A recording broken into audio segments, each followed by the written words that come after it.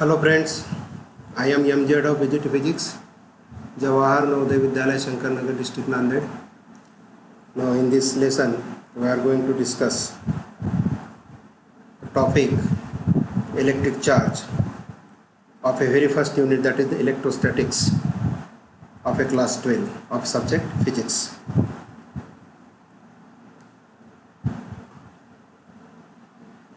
Now here students,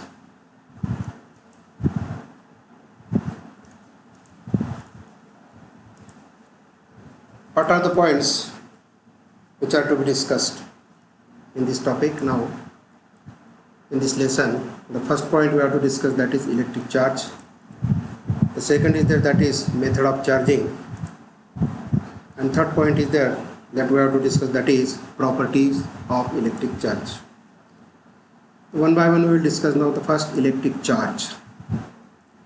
As we know, there are two types of charges. Generally हम 10th class में वगैरह पढ़े हैं.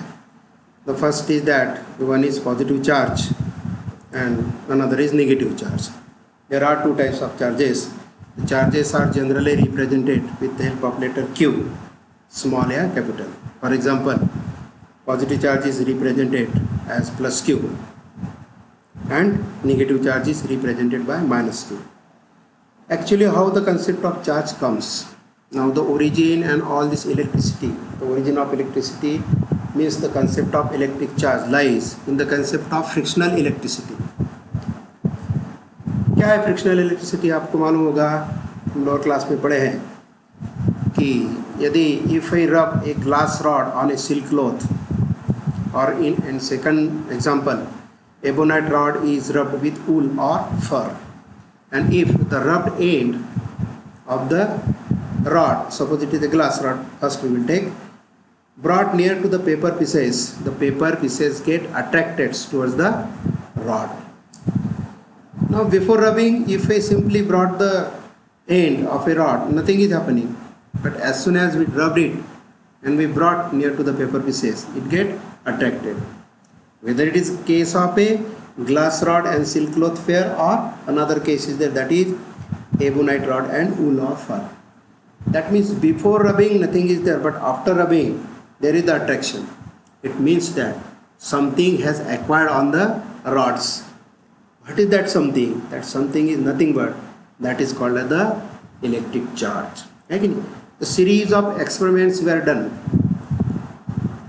In that series, the first experiment is that like two glass rods are taken. The glass rods are rubbed on a silk cloth, and the rubbed ends of the two glass rods tried to brought near to each other. Then it observed that they repel each other. Okay? Similarly, two ebonite rods are taken. They rubbed with the wool or fur, and when the rubbed end are tried to brought nearer, it is observed that they also repel. In another case, one glass rod and another ebonite rod is taken and tried to bring nearer, it is observed that they attract each other. In one case, when we touch this glass rod, rubbed end of a glass rod to the rubbed end of a ebonite rod, it is observed that उस पर जो कुछ भी था वो निकल जाता है. इसका ये मतलब है कि एक दूसरे को क्या कर सकता है, कैंसिल करता है. ठीक है, तो यदि हम कंसिडर करेंगे कि एक पर जो कुछ भी है तो उसके जस्ट अपोजिट नेचर का दूसरे रॉड पर है, मतलब ग्लास रॉड पर जो कुछ भी है उसके जस्ट अपोजिट नेचर का दूसरे रॉड पर है. इसलिए जैसे ही वो एक के कांटेक्ट में आते हैं तो एक में को क्या कहते हैं, कैंसिल करते हैं. और इसी से ही सर बेंजामिन फ्रैंकलिन ने इन चार्ज को नाम दिया पॉजिटिव चार्ज और नेगेटिव चार्ज. जस्ट लाइक +5 और -5 एक में को क्या करती है, कैंसिल करके जीरो बन जाते हैं, मतलब न्यूट्रलाइज करते हैं. उसी प्रकार ग्लास रॉड पर कन्वेंशनली ग्लास रॉड पर जो चार्ज होता है that is positive charge, referred as positive charge, और एबोनाइट पर जो चार्ज होता है that is referred as the negative charge. And hence now we comes to the conclusion that simply हम कह सकते हैं कि there are two types of charges, one is positive charge and another is negative charge. Now, the charge is generally measured in terms of a coulomb, because charge is a physical quantity and every physical quantity require SI unit. The SI unit of electric charge is coulomb, which is denoted by letter C, capital C. Like charges repel each other while unlike charges attract each other. Now this is a very important property. The like charges repel each other and while unlike charges attracts each other. This property is just like the like poles of a magnet. आपको मालूम होगा north north pole repel करते हैं, south south pole repel करते हैं, लेकिन एक north और दूसरा एक साउथ हमने पास पास मिला है तो क्या करते हैं, एक में को अट्रैक्ट करते हैं. उसी प्रकार की ये भी प्रॉपर्टी है. What is that? Like charges repel each other while unlike charges attract each other. Now we have to see the conductors. In connection with this electric charge, we have to see the concept of conductors and insulator. Okay. So first we will see what is this conductors. Substances which allows passage of electricity through them is known as the conductor. The substance which allows passage of electricity, जो electricity को जाने देते, electric charge को उनमें से जाने देते, ऐसे जो सब्सटेंस होते हैं ना, these are referred as the conductors. Now there are large number of free electrons in conductors. Now because this is the speciality of a conductor. Conductor having large number of free electrons, and this is the electrons which are responsible for the electrical conduction. Why these substances are called as the conductors. Now the second is there, that is insulators. Now substances which do not allows passage of electricity through them. Just these substances are just opposite to the conductors. Substances which do not allows passage of electricity through them, known as the insulators. Now they do not have free electrons. Actually इनमें free electrons नहीं होते, मतलब इनका just nature जो है just इनके opposite में. यहाँ हम कहेंगे कि there are large number of free electrons और यहाँ पे free electrons थे. For example, the best example of the insulators are glass is there, rubber is there, wood is there, है कि नहीं. इसमें किसी भी एक्सटेंट में कहीं भी यहाँ पे बिल्कुल फ्री इलेक्ट्रॉन्स नहीं थे. जैसा कि हमने इसको वेरी हाई वोल्टेज यदि अप्लाई कर दिया, लेकिन इतना हाई वोल्टेज अप्लाई करने के बाद वहाँ पे इसमें किसी भी कॉस्ट में फ्री इलेक्ट्रॉन्स निर्माण नहीं होते हैं, मतलब किसी भी प्रकार का हमको इलेक्ट्रिकल कंडक्शन नहीं मिलेगा. चाहे वह स्ट्रक्चर क्या हो सकता है, कोलैप्स हो सकता है. लेकिन in case of a conductor there are large number of free electrons. Conductor में large number of free electrons रहते हैं. ये फ्री इलेक्ट्रॉन्स कोई बाहर से नहीं आते, वो फ्री इलेक्ट्रॉन्स अंदर ही रहते उसी स्ट्रक्चर में से. जैसे कि एटम को छोड़कर बाहर आ जाते हैं, living behind ion as living behind, और ये इलेक्ट्रॉन्स ग्रुप में पूरा क्लाउड बनाकर पूरे स्ट्रक्चर में घूमते हैं.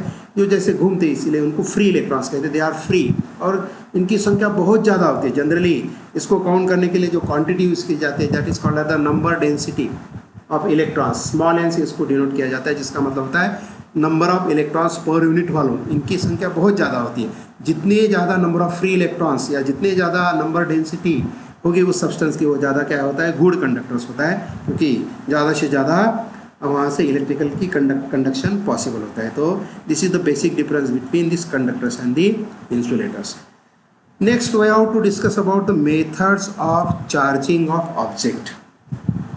नाउ जनरली हम बोलते हैं कि ये बॉडी चार्ज बॉडी है, मतलब उस पर हमको चार्ज देना है, तो ये किस प्रकार से दिया जाता है. That means what are the methods of the charging. Now there are two methods. उसमें से जो पहली मेथड है, that first method is charging by contact. As the name it is charging by contact, मतलब touching charge body to uncharge body. किसी body को हमको यदि चार्ज करना है, मतलब अनचार्ज है, उस पर कोई चार्ज नहीं, तो हमारे पास कोई चार्ज बॉडी होगी, उसको क्या करो, हमको टच करो. जैसा कि हमारे पास ग्लास रॉड है और हमने क्या किया, उसको रब्ड किया. रब्ड करने के बाद उस पर चार्ज आ जाते हैं कि नहीं, मतलब वो भी वो चार्ज बॉडी होगी. यही चार्ज बॉडी है, हम किसी अनचार्ज बॉडी को टच करेंगे तो क्या हो जाएगा, उस पर से चार्ज है उस पर चले जाएंगे. दैट मीन्स दैट बॉडी जो अनचार्ज बॉडी थी वो चार्ज एक्वायर्ड करेगी, मतलब वो चार्ज हो जाएगी. और ये जो प्रोसेस है, that means it require direct physical contact, the touching charge body to the uncharge body. Or the second method is there, that is charging by induction. The second method is there, that is charging by induction. Now this is very important. Now we will discuss this process charging by induction with the help of this diagram. Now in this diagram, see, these are the two spheres. This is sphere A and this is sphere B. Two metallic spheres. They are placed just in touch with each other. दोनों को आपस में जोड़ा कर यहाँ पे रखा है. Now these both the spheres are mounted on a insulating stand. ये जो है ना, ये इंसुलेटिंग स्टैंड है, मतलब नॉन कंडक्टिंग स्टैंड है, मतलब इनका अर्थ के साथ या किसी दूसरे वस्तु के साथ क्या संबंध नहीं है. Therefore this two spheres are there. These are the metallic spheres and we know the metals are the good conductors, they have large number of free electrons. Therefore, now when they are in touch with each other, मतलब ये दोनों के they will form a single body because they are in touch with each other. Now, in next case, what we have to see? We have to just hold a charged body. Suppose it is a rod having a positive charge. Suppose it is a glass rod. Now we have to hold this rod just near to the sphere A without touching. उसको touch नहीं करना है, उसे simply पास में रखना है. उसको पास में रखते ही देखो क्या होता है. जैसा कि हम यहाँ पे फिर से देखेंगे, जैसे ही मैंने यहाँ पे रॉड रख दिया, इस पर पॉजिटिव चार्जेस है, तो see what has happened. Negative charges have acquired on this face. At the same time, positive charges are acquired on this face. Just opposite है कि नहीं. For example, for sake of simplicity, मैंने यहाँ पे 4 negative charge लिए, तो यहाँ पे चार पॉजिटिव चार्ज आते हैं कि नहीं. ये तो फॉर सेक ऑफ सिंप्लिसिटी है. मतलब जितने नंबर ऑफ नेगेटिव चार्ज रहेंगे उतने यहाँ पे नंबर ऑफ पॉजिटिव चार्ज, लेकिन जस्ट अपोजिट फेस पर आ जाएंगे. अब ये बॉडी क्या है, सिंगल बॉडी टच में है, लेकिन इसीलिए होते ए फेस पर नेगेटिव चार्जेस आ गए, ए फेस पर पॉजिटिव चार्जेस आ गए. अभी थर्ड केस में क्या किया, रॉड इज स्टिल देयर. ये रॉड वहाँ का वही है, लेकिन इन स्पीयर्स के बीच का हमने डिस्टेंस बढ़ा दिया. ये स्पीयर्स के बीच में डिस्टेंस, अभी ये यहाँ अभी तक इस पहले केस में या दूसरे केस में दैट वाज सिंगल बॉडी. अभी यहाँ पे सिंगल बॉडी नहीं, बॉडी ए और बॉडी बी अलग अलग हो गई, क्योंकि यहाँ पे उनका कॉन्टैक्ट टूट गया. इसलिए ये जो नेगेटिव चार्जेस रहे थे, ये चार्ज इसी साइड रहेंगे और ये पॉजिटिव चार्ज इस साइड रहेंगे. यहाँ पे still rod is there. Now in next case what we have to do, we have to take out this rod. ये रॉड वहाँ से निकाल दो. यहाँ पे रॉड निकल गया. जैसे ये रॉड निकलता है तो ये जो नेगेटिव चार्जेस है इस फेस पर थे वो सारे के सारे इधर आ जाएंगे, और ये जो पॉजिटिव चार्ज इस फेस पर जो थे सारे के सारे इधर आएंगे. ये इस फेस पर क्यों थे, क्योंकि यहाँ पे ये रॉड था, इसके अट्रैक्शन के इन्फ्लुएंस में यहाँ पे होल्ड के थे, और जैसे उसके अपोजिट एंड में ये पॉजिटिव चार्ज होंगे. लेकिन जैसे हमने यहाँ से रॉड हटा दिया, हटाने के बाद तुरंत ये चार्ज इस फेस पर आएंगे नेगेटिव चार्ज, और ये चार्ज इस फेस पर आएंगे. इन शॉर्ट हम कह सकते हैं कि इन दोनों के बीच में भी क्या रहेगा, अट्रैक्शन रहेगा. बराबर है. ये नेगेटिव चार्ज और ये पॉजिटिव चार्ज अट्रैक्ट करने के बाद तुरंत ये इधर चले आते हैं, अट्रैक्शन की वजह से, और ये इधर चले आते हैं. ठीक है. नेक्स्ट केस में हमको क्या करना है, इन दोनों के बीच की दूरी बहुत दूर रखना है, क्योंकि ये नेगेटिव चार्ज इस फेस पर, ये पॉजिटिव चार्ज इस फेस पर क्यों है कि जैसे हमने कहा इस पर दोनों के बीच में अट्रैक्शन है. लेकिन हम क्या करेंगे कि डिस्टेंस इतना ज़्यादा बढ़ा देंगे. डिस्टेंस ज़्यादा बढ़ाने के बाद इस बॉडी का इस पर का इन्फ्लुएंस या इस बॉडी का इस पर का इन्फ्लुएंस खत्म हो जाएगा. तब ये जो चार्जेस है, the charges get uniformly distributed all over the volume of the sphere. For sake of simplicity मैंने यहाँ पे 4 चार्ज लिए हैं, तो ये चार्ज इस प्रकार यूनिफॉर्मली डिस्ट्रीब्यूट होते हैं. Similarly this 4 positive charges gate distributed uniformly over the volume. इसका मतलब ये नहीं है कि सारे के सारे 3-4 चार्ज एक जगह रहेंगे, बाकी के दूसरे जगह रहेंगे, नहीं. Because there is the concept that is called the uniform charge distribution. Charge get distributed uniformly over a surface and therefore.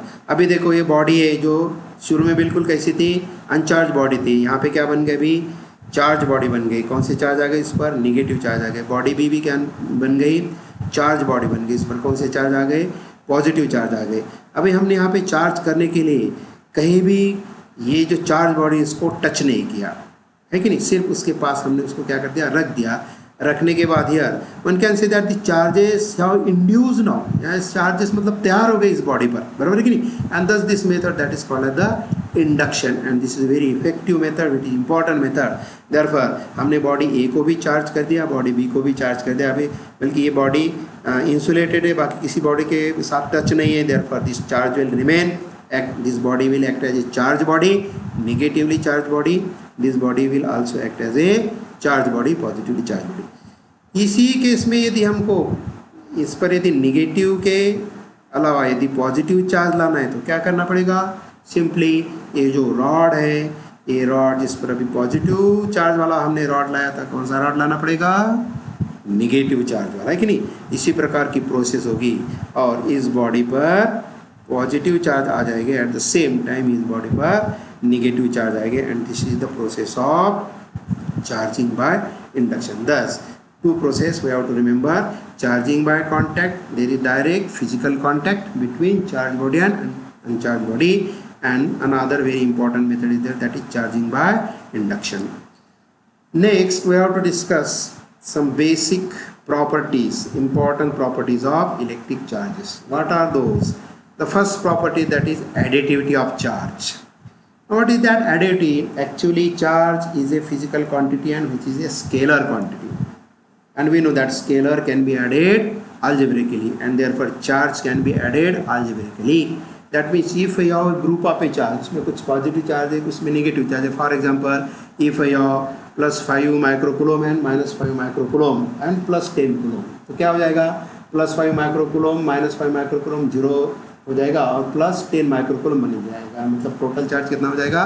+10 microcoulomb. बराबर है कि नहीं? तो इस प्रकार if there is the group of a charge, that means in simple way we can say that if number of charges such as Q1 + Q1 Q2 Q3 up to Q1, तो ये सब की हम सम कर सकते हैं, just like Q1 + Q2 + Q3 + Q1. The charge can be added algebraically and therefore it is said that ki electric charge can be added algebraically, since electric charge is a scalar quantity and that means charge can be added. This is the property which is known as additivity of electric charge. Second property is that is conservation of electric charge. We know the basic laws of a conservation, just like a law of conservation of energy, law of conservation of mass. Just like that law of conservation of energy or mass, here conservation of electric charge is there. What is that? Total charge of the isolated system is always conserved. What is the meaning of the isolated system? Now if we consider a pair of a glass rod and the silk cloth, it forms an isolated system. जो बाकी कोई body से उनका कोई contact नहीं, they form A separate system, that is called the isolated system. तो उस isolated system के लिए the total charge is always constant, that means total charge is constant. For example यदि हमने वही एग्जांपल ले लिया ग्लास रॉड और सिल्क क्लॉथ का, तो मैंने कहा कि ग्लास रॉड पर सपोज 5 माइक्रोकूलम इतने चार्ज आ गए +5, तो सिल्क क्लॉथ पर कितने आ जाएंगे? -5 माइक्रोकूलम चार्ज आ जाएंगे. ठीक है. अब बिफोर रबिंग यदि टोटल चार्ज हम करेंगे तो ग्लास रॉड पर कुछ चार्ज नहीं थे, सिल्क क्लॉथ पर कुछ चार्ज नहीं थे. What will be the total? Total will be 0. और आफ्टर रबिंग इस पर ग्लास रॉड पर 5 माइक्रोकूलम आ गए, सिल्क क्लॉथ पर 5 माइक्रोकूलम आ गए. और जैसे पहली प्रॉपर्टी क्या बताती है? एडिडिटी के अनुसार +5 माइक्रोकूलम -5 कूलम कितना हो जाएगा? 5 माइक्रोकूलम कितना हो जाएगा? 0. इसका मतलब टोटल चार्ज पहले भी 0 थे, बाद में भी 0 है, मतलब क्या रहे? कांस्टेंट रहे. That is the thing, that is the total charge of the isolated system is always conserved. Or in very simple या another way we can say that charge neither be created nor destroyed, it can be only transferred from one body to another body. Charge को हम ऐसा तैयार नहीं कर सकते, है कि नहीं? यदि हमने कहा किसी बॉडी पर +3 माइक्रोकूलम इतने चार्ज है, इसका सीधा अर्थ है उसका जो काउंटर पार्ट होगा कहीं ना कहीं -3 माइक्रोकूलम चार्ज मौजूद रहेंगे, क्योंकि ये अपने से हम उसको प्लस या नेगेटिव या पॉजिटिव चार्ज हम उसको क्रिएट, यदि हमारे पास हम बोलते हैं कि हमारे पास पॉजिटिव चार्ज है, इसका सीधा अर्थ है कि उतने ही नेगेटिव चार्ज कहीं दूसरे जो उसका काउंटर पार्ट है उस वहाँ पे मौजूद रहेंगे, ताकि टोटल दोनों की सम कितनी हो जाएंगी? 0 हो जाएंगी. And this is the second property, that is the conservation of electric charge. Now the third property is there and this is very important property. What is that? That is called as the quantization of electric charge. Quantization. It is said that the electric charges are quantized. Electric charge is quantized. What is the meaning? All free charges are integral multiple of a basic unit of a charge, and that basic unit of a charge, that is called as the charge on electron. All the free charges are integral multiple of basic unit. कोई भी charge लिया हमने, उसका जो magnitude होता है तो वो मैग्नीट्यूड हमेशा जो बेसिक चार्ज है इलेक्ट्रॉन पर का उसके गुना में होता है, उसके मल्टीपल में होता है. ये क्यों होता है? तो ये बहुत सिंपल सी बात है. जैसा कि इफ कंसिडर जो रबिंग प्रोसेस है ग्लास रॉड और सिल्क क्लॉथ में, तो कम से कम क्योंकि ये चार्ज जो आता है that is due to the transfer of electron. Okay, तो कम से कम एक बॉडी पर से दूसरे बॉडी पर कितना इलेक्ट्रॉन जा सकता है? कम से कम 1. दूसरी पॉसिबिलिटी 2 इलेक्ट्रॉन, 3 इलेक्ट्रॉन. यदि हम ऐसा कह सकते हैं कि 3.5 इलेक्ट्रॉन गए, 1.5 इलेक्ट्रॉन गए, नहीं. अब 1 इलेक्ट्रॉन के साथ जितना चार्ज होगा, 1 इलेक्ट्रॉन गया तो 1 इलेक्ट्रॉन इतना चार्ज रहेगा, 2 इलेक्ट्रॉन्स गए तो charge will be 2 times, 3 electrons गए तो चार्ज विल बी 3 टाइम्स, और n नंबर ऑफ इलेक्ट्रॉन्स गए तो charge will be n times. That is कोई भी चार्ज किसी भी बॉडी पर यदि हम चार्ज है ये कह सकते तो वो चार्ज हमेशा इलेक्ट्रॉन के चार्ज के मल्टीपल में रहेगा। और ये जो बात है, इसी बात को कहते हैं क्वांटाइजेशन ऑफ इलेक्ट्रिक चार्ज। ये कहते हैं कि all free charges are integral multiple of a basic unit of a charge, that is the charge on electron और इलेक्ट्रॉनिक चार्ज। और इसी बात को यदि हमको with the help of equation यदि लिखना है तो it can be written as Q equal to N E, Q equal to Ne, where Ne is the number of electron, actually it is integer, and where what is E? E is the charge on electron, और उसकी value होती है E is equal to 1.6 into 10⁻⁻19 coulomb. ये बहुत ही standard constant है, numerical solve करने के लिए इसका हमेशा यूज़ करना पड़ेगा। इलेक्ट्रॉनिक चार्ज या charge on electron 1.6 into 10⁻⁻19 coulomb. ये जो इक्वेशन है, this equation is very useful. From this equation we can calculate how much electrons have transferred from one body to another body. किस प्रकार हम formula यदि निकालेंगे तो इस पर हम फार्मूला निकाल सकते हैं N equal to Q upon E, N is equal to Q upon E। From that formula we can calculate the number of electrons. ठीक है, तो N is the number of electrons. Now to clarify this concept of this quantization, here we will discuss some example. Out of that is the example 1। A polythene piece rubbed with wool is found to have negative charge of 3 into 10⁻⁻7 coulomb. तो polythene piece rubbed with wool is found to have negative charge. Polythene पर negative charge है कितना? 3 into 10⁻⁻7 coulomb। यहाँ पे हम क्या निकालना है? Estimate the number of electrons transferred from which to which, which to which, कौन से बॉडी पर से कौन से बॉडी पर गए ये निकालना है, और कितने गए निकालना है।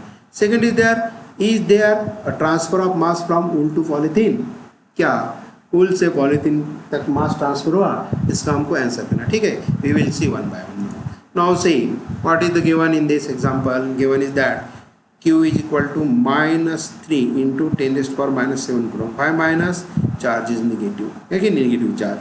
E that we have to know, it is -1.6, यहाँ पे पॉइंट है, -1.6 into 10⁻⁻19 coulomb।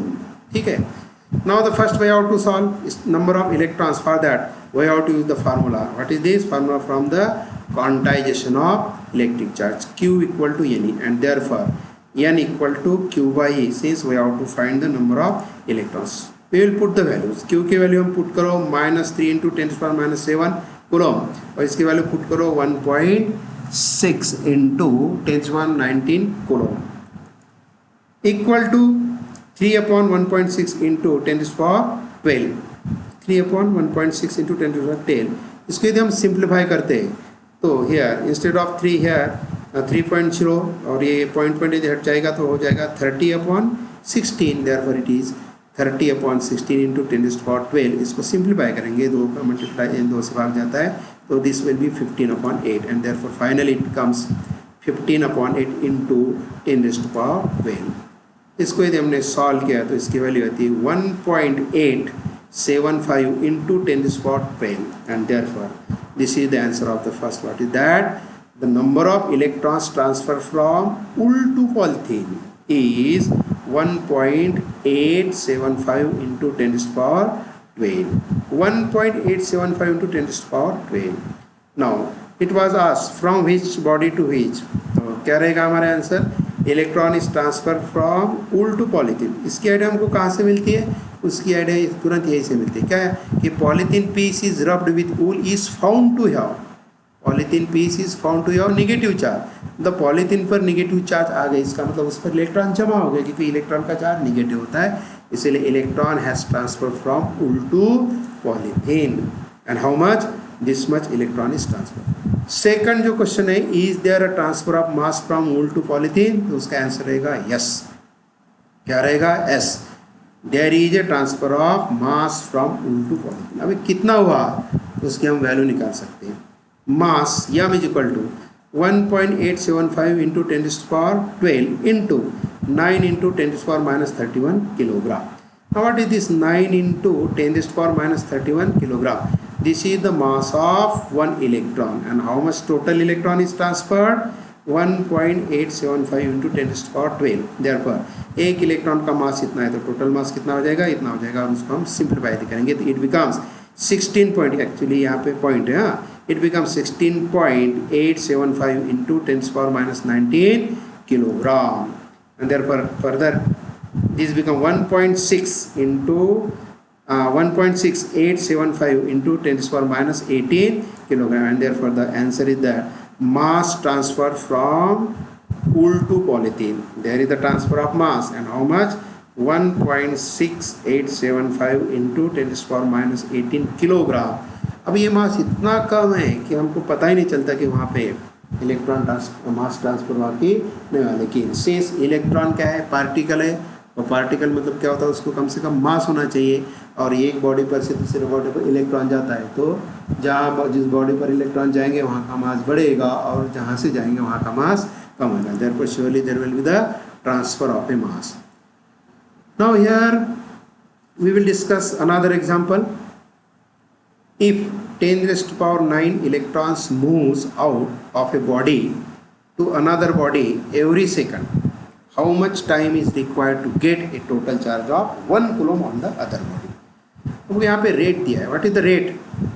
10⁹ electrons moves out a body to another body every 1 second. मतलब हर 1 सेकंड में 10⁹ इलेक्ट्रॉन एक बॉडी से दूसरे बॉडी पर जाते हैं. उस तो दूसरे बॉडी पर यदि टोटल चार्ज 1 कूलम इतना होना है, तो इतने इसके लिए कितना टाइम लगेगा? How much time is required to get a total charge of 1 coulomb on the other body? This is the example. Now will try to solve it. Now number of electrons moved in 1 second, it is given. How much? 10⁹ 10⁹ is there, है कि नहीं? Now total charge moved in 1 second, इतने यदि electron जाते हैं तो total charge आएंगे, क्योंकि इलेक्ट्रॉन पर चार्ज होता है. एक इलेक्ट्रॉन पर कितना चार्ज होता है? 1.6 into 10⁻⁹ into 10⁹ this much number of electron into charge on 1 electron. This will be the total charge on the electron. इसको यदि हमने सॉल्व किया तो it becomes 1.6 into 10⁻⁻ coulomb. Now यहाँ पे थोड़ा हम यूनिटरी सिस्टम कंसिडर करेंगे. इस तरफ मैं चार्ज लिखता हूँ, इस तरफ मैं टाइम लिखता हूँ. यहाँ पे मैंने लिखा 1.6 इंटू 10⁻⁻ कूलम. उसके करस्पॉन्डिंग टाइम कितना है? 1 सेकंड. मतलब क्या कह सकते हैं हम लोग? यदि this much चार्ज जाने हैं तो कितना टाइम लगता है? 1 सेकंड लगता है. इतने चार्ज के लिए 1 सेकंड, तो एक चार्ज के लिए कितना? 1 कूलम के लिए कितना है कि नहीं? तो ये यूनिटरी सिस्टम है. तो इतने चार्ज के लिए 1 सेकंड, 1 कूलम को कितना हो जाएगा? हमको इसको डिवाइड करना पड़ेगा. Therefore for 1 coulomb what will be the time? Time will be 1/1.6 into 10⁻⁻ second, and therefore 1/1.6 into 10⁻10. ये जो -10 है हमने इसको ऊपर लाया, it become 10⁻10. तो 1/1.6 इसको हम सिंप्लीफाई करेंगे.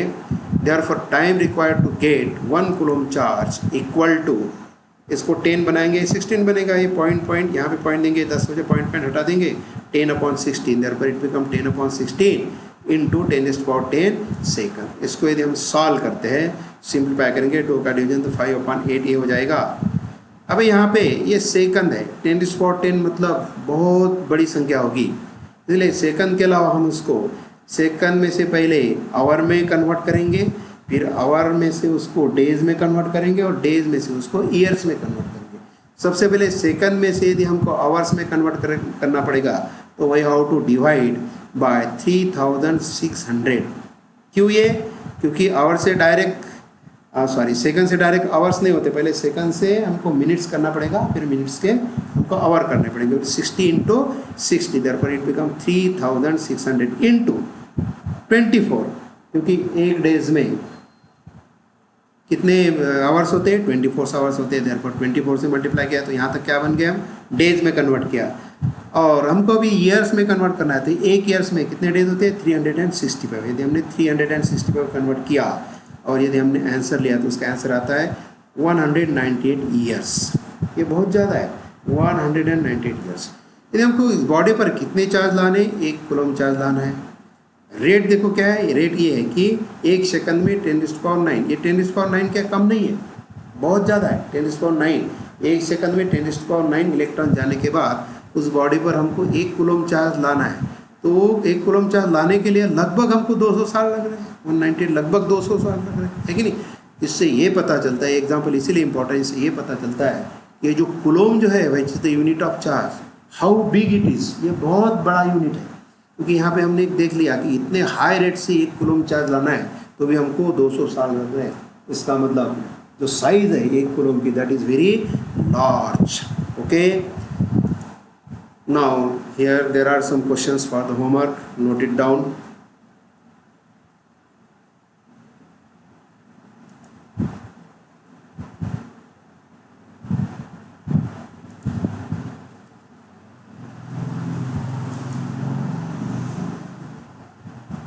Question number 1. Why does an ebonite rod get negatively charged when rubbed with fur? Second question is there.